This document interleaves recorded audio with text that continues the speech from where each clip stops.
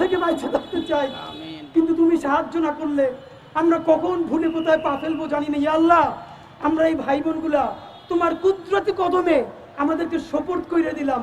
তুমি নিজ দায়িত্বে আমাদেরকে সমস্ত বিপদ আপদ থেকে, অসততা থেকে, আর্থিক লোভ থেকে, ইয়া আল্লাহ সমস্ত খিয়ানত থেকে তুমি আমাদেরকে বাঁচাও। আবারও সেই ছাত্রদল বিএনপি আগের মতো বলার চেষ্টা করছে, কারো বলছে গুপ্ত শিবির, সাধারণ শিক্ষার্থীর নামে অমুক। এগুলো কি ভাই? আওয়ামী লীগের মতো ভুল করেন না। আওয়ামী লীগ এই কেসটা করছিল। আওয়ামী লীগ রাজাকার করতে করতে কি হয়েছে দেখেন না, কি ইন্ডিয়া পালান লাগছে। আপনারাও হরে ধরে সবাই শিবির বলতে বলতে, গুপ্ত বলতে বলতে কোথায় যে পালাইবেন পথ পাবেন না। এর কারণ ইতিমধ্যে আওয়ামী লীগের এক নেতা উত্তরা থানার ওসিরে ফোন করে বলছে যে আমরা তো ইন্ডিয়া পালাইতে পারছি, ওরা কিন্তু ইন্ডিয়াও যাইতে পারবে না। বাংলাদেশের স্বাধীনতার ইতিহাসে সব থেকে নিকৃষ্টতম ভয়াবহ মবের নাম শাহবাগের সন্ত্রাস। যেই শাহবাগের সন্ত্রাসের মধ্য দিয়ে বাংলাদেশের প্রথম বিপরীত রাষ্ট্রকল্প তৈরি করে এখানে প্রত্যেকটা রাষ্ট্রীয় প্রতিষ্ঠানকে ধ্বংস করা হয়েছে। বাংলাদেশের বিচার ব্যবস্থা, বাংলাদেশের আইন ব্যবস্থা, সচিবালয় সবকিছুকে গুড়িয়ে দেওয়া হয়েছে। সেই শাহবাগ সন্ত্রাস না, সেই শাহবাগ মব না, সেই শাহবাগে প্রত্যেকটা জাতীয় দৈনিক প্রথম পাতায় লিড নিউজ করেছে তারা কখন মোম জ্বালাচ্ছে। আমি নিজে দেখেছি শাহবাগে, তো দিনের পর দিন আমি দেখেছি। যখন 40 থেকে 50 জন লোক মাত্র, দুপুরে লোক নাই, তখন মিডিয়াকে বলে দেওয়া হয়েছে এমন করে উপর থেকে ক্যামেরা ধরতে হবে যাতে অনেক লোক দেখা যায়। সেভাবে করে করে লোকানো হয়েছে, প্রত্যেকটা গার্মেন্টসকে বাধ্য করে লোকানো হয়েছে। আমার বিশ্ববিদ্যালয়, তখন আমি ঢাকা বিশ্ববিদ্যালয়ে পড়ি, আমার ছাত্রলীগের যারা আমার সহপাঠী ছিল ওদের রুমে dry cake, 7 up, Coke, Sprite, biryani দিয়ে ভরা থাকতো। শাহবাগ হলো পৃথিবীর এমন একটা আন্দোলন যেখানে কাচ্চি থেকে শুরু করে সমস্ত খাবার দাবার দিয়ে আন্দোলন করা হয়। তো ওরা সব রুমে নিয়ে আসতো, যেগুলো এক্সট্রা থাকতো ওরা আবার ফ্রেন্ডদেরকে ডাকতো, কার কি লাগবে নিয়ে যা। এই কথা কেন বললাম? একটা মিডিয়া কি তখন সেটাকে মব বলেছে। সাংবাদিক মাহমুদুর রহমান হাজার আক্রমণের পরে কুষ্টিয়ে যখন আক্রান্ত হয় 11টা মাথায় সেলাই লেগেছে তার, 11টা, রক্তাক্ত ভয়াবহ অবস্থা। একটা পত্রিকা সেটাকে মব বলে নাই। আদালত চত্বরে একজন মানুষ আদালতের কাছে গেছে, আদালতের সামনে তাকে বিচার মানে মাথা ফাটিয়ে দিচ্ছে, রক্ত। সংগ্রাম সম্পাদক আবুল আসাদ, পত্রিকা যদি জামাতের সমর্থিত হয় আপনি তো, সেটা তো কোনো কথা না। বাংলাদেশের কোথার মধ্যে কি বলে আমরা হাসিনের ফিরিয়ে আনবো, কত বড় বদমাইশ দেখেন। গালাগালি অনেকবার তওবা করি, করবো না, ছাইড়ে দিতে চাই। নিজের ছেলে হইছে, এখন তো একটা বয়স আসছে, গালাগালির তো একটা পর্যায়ে আসছে, কিন্তু গালি তো না দিলেও এখন গুণ হয়, এমন পর্যায়ে আসছে। মানুষ গেছে ময়ূর গেছে ঘর করার মধ্যে আলু পোড়া দিত। বিএনপির ভাইদেরকে একটা কথা বলি, আপনারা হয়তো অনেকে জানেনও না। পৃথিবীতে দ্বিতীয় ইতিহাস আছে কিনা মান্না ভাই জানলে বলবেন, আমি ভাইয়ের কাছ থেকে শুনতে চাইবো। জিয়াউর রহমান তো একজন সামরিক শাসক ছিলেন।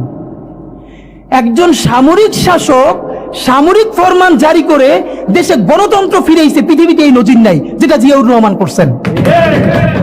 আপনারা কি জানেন এই যে জিয়াউর রহমান গণতন্ত্র ফিরাইলেন, যার মাধ্যমে আওয়ামী লীগের রাজনীতি করার সুযোগ পাইল বাকশালের পর, সেটা কিসের মধ্য দিয়ে? তখন তো সংসদ নাই, সংবিধান তো সংশোধনও করা যাইতেছিল না।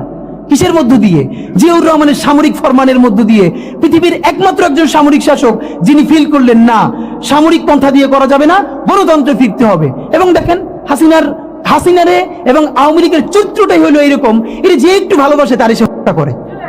শহীদ প্রেসিডেন্ট জিয়াউর রহমান শেখ হাসিনাকে দেশে আসার অনুমতি দিছিলেন, সুযোগ দিছিলেন এবং বলছে থাক সবাই রাজনীতি করুক। আসার 1 মাসের মধ্যে জিয়াউর রহমান শহীদ হয়ে গেছে, 13 দিনের মধ্যে। এবার দেখেন এই যে আমরা এখন যারা সবাই করতেছি, সুতরাং এটা একটা বিষ। এই বিষের সাথে আমরা কিভাবে লড়াই করব? জাতীয় ঐক্যমত্য তৈরি করতে হবে। সুতরাং পলিটিক্যাল পার্টি এবং সবার প্রতি একটা কথা, প্লিজ আপনারা বিএনপিকে শতভাগ কর্নার করে দিন না। বিএনপি এই আধিপত্যবাদ বিরোধী লড়াইয়ের জন্য আমাদের একটা বড় শক্তি। এই শক্তিকে এত বেশি কর্নার করা যাবে না যাতে তারা গিয়ে আওয়ামী লীগের হাত ধরে ফেলে। তারা যদি আওয়ামী লীগের হাত ধরে ফেলে তাহলে লড়াইটা তো আমাদের জন্য আরো কঠিন হয়ে যাবে। বরং বিএনপির প্রতি আমাদের চ্যালেঞ্জ হলো, যেই বিএনপি বাকশালী সংবিধানের প্রতি প্রেম দেখাবে তারে শহীদ জিয়ার ছবিটা সামনে এনে বলতে হবে যে এই বাকশালী সংবিধান তো জিয়াউর রহমানই ছুঁড়ে মারছিল। হাজার হাজার কোটি টাকা নতুন করে হাসিনার সাথে মিটিং করেছে, ইলেকশনের আগে বড় বড় ফিগারকে এখানে অ্যাসাসিনেশন করা হবে, গুপ্ত হত্যা করা হবে। পুরো এখানে ভারতীয় আধিপত্যবাদ এখানে সব থেকে বেশি অ্যাক্টিভ আছে। এখানে আওয়ামী লীগের হাজার হাজার কোটি টাকা, তার সচিবরা, তার পুলিশরা, তার পান্ডারা সব রয়ে গেছে। আর্মির মধ্যে একটা বড় অংশ রয়ে গেছে, কোনো সংস্কার করা হয় নাই। তারা বারবার স্যাবোটেজ করবার চেষ্টা করছে, এই রাষ্ট্রকে, এই সরকারকে ফেল করানোর চেষ্টা করছে। তো আপনি মুক্তিযুদ্ধের পরে যে 3-4 বছর এইরকম রাজধানী হয়েছে, সেটাকে যদি অটকুন দিতে পারেন যে নতুন রাষ্ট্র গঠনের আগে এই ঝামেলাটা হয়, তাহলে এই যে নতুন বাংলাদেশের স্বপ্নের মধ্যে এইগুলোকে আপনি বড় করে মপ করে ফ্রেমিং করেন, আপনি এই জবান যে আপনার না, এই জবান যে দিল্লির জবান, ভারতীয় আধিপত্যবাদের জবান, সেইটা বুঝতে আমাদের পিএইচডি করা লাগে না।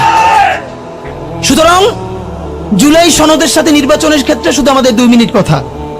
নির্বাচন হতে হবে। আমি একটু ভদ্রতার সাথে এবং শ্রদ্ধার সাথে বিনয় আমি জানাচ্ছি যে ভাইরা যেটা বলেছেন সকল দল মিলে আগামী 20 বছর নির্বাচন না হোক না, এটা আমরা চাই না।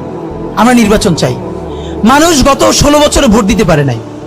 মানুষ আনন্দ নিয়া শীতের সকালে বাচ্চা কাচ্চাকে কুয়াশার মধ্যে লাইন দিয়ে দাঁড়াই থাকবে, ভোট দিবে। আমরা সেই বাংলাদেশ দেখতে চাই। আমরা নির্বাচন চাই, নির্বাচন হতেই হবে। এই নির্বাচনকে বানচাল করবার জন্য দিল্লি থেকে শুরু করে আওয়ামী লীগ হাজার হাজার কোটি টাকা নতুন করে এখানে বিনিয়োগ করছে। নির্বাচন লাগবে, তবে আমাদের প্রশ্ন হলো সেই নির্বাচনের ম্যান্ডেট হবে কিভাবে জেনজি আপনাদের সাথে একাত্মতা হবে?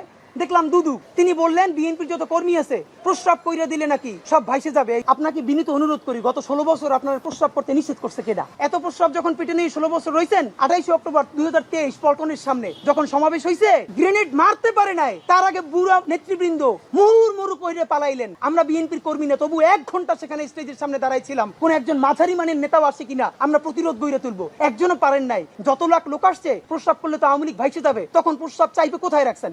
মাথায় উঠেই রাখছেন। ফাইজলামি কথাবার্তা বলেন। আমাদেরকে রাজনৈতিক দল অসাধারণ স্টেক, বিরাট শরিকানা, কিন্তু রাজনৈতিক দল যদি এই অভ্যুত্থান একা করতে পারতো, তাহলে জামাতে ইসলামীর 6 জন প্রধান নেতৃবৃন্দকে ফাঁসি দেওয়া যাইতো না।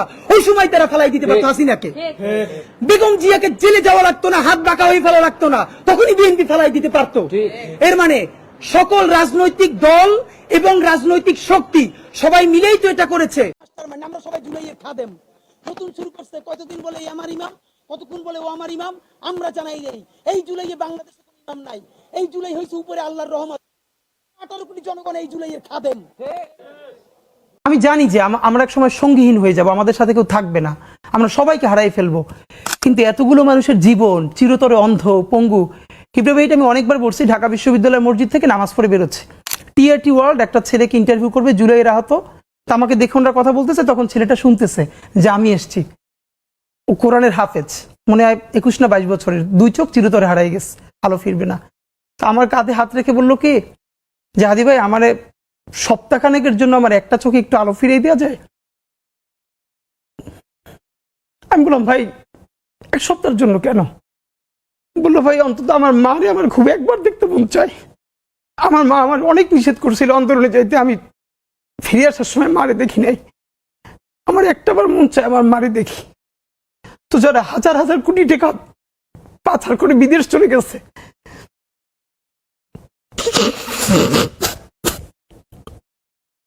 আমরা ভারতীয় আধিপত্যবাদের বিরুদ্ধে কথা বলি, আমাদেরকে জ্ঞান দেয় আমরা নাকি ভারতকে উস্কানি দেই।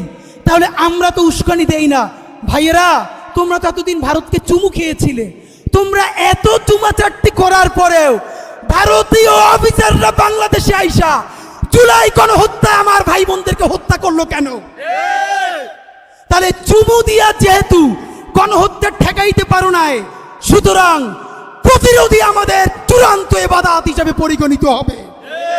বন্ধুরা আমার, শহীদ আবরার ফাহাদের আজকের এই দিনে আমরা শুধু একটা কথাই বলতে চাই, এই বাংলার স্বাধীন জমিনে কেউ কোনোদিন এখানকারকে আধিপত্য চিরস্থায়ী করতে পারে নাই।